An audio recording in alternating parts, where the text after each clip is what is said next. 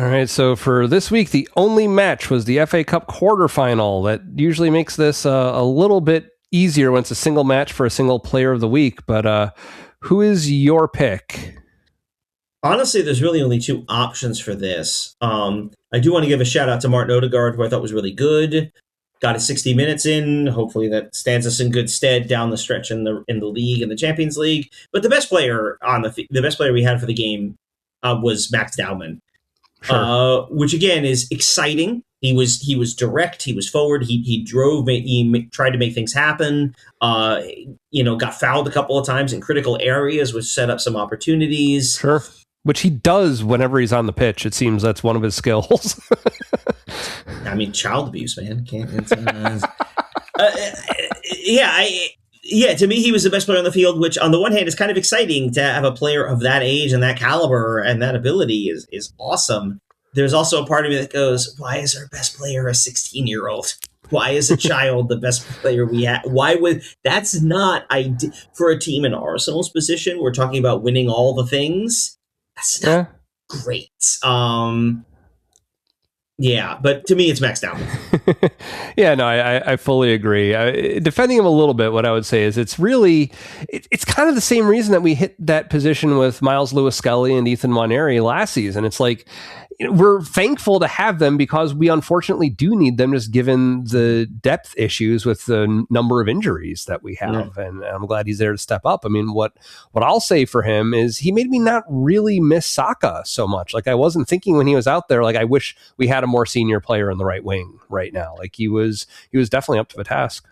Yeah, and I mean, some of that too, I think, is a little bit of Saka has had some injury issues. He's also had some form issues.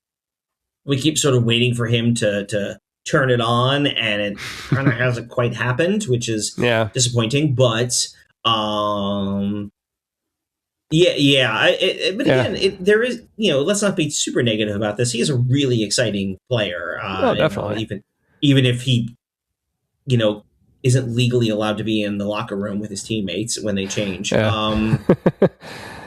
The other player who I wanted to mention, so Dowman, definitely unanimous between us this week. I fully support that. It was pretty obvious. But who I also did notice and wanted to give a shout out to was Christian Norgard. Actually acquitted himself pretty well. He had a few nice moments where I noticed him just like stretching out a leg, making an interception that was useful in the moment. Just some good things from him that I hadn't really noticed so much before. So.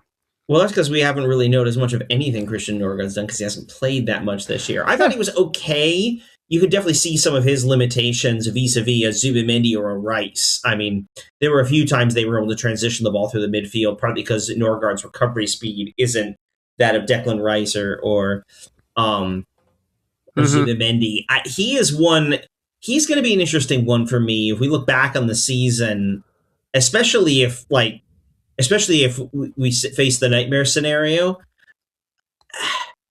That's what I almost look back at points ago. Are there moments where he could have played just a little bit more or a little bit at all?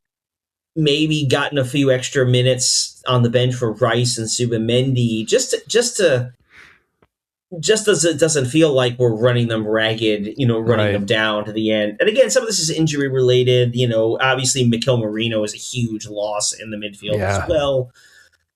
Yeah, Havertz and Eze, of course, now, Havertz missing most of the season, Eze being out. So we are feeling very thin in the midfield like that. But I thought Norgard had some decent moments there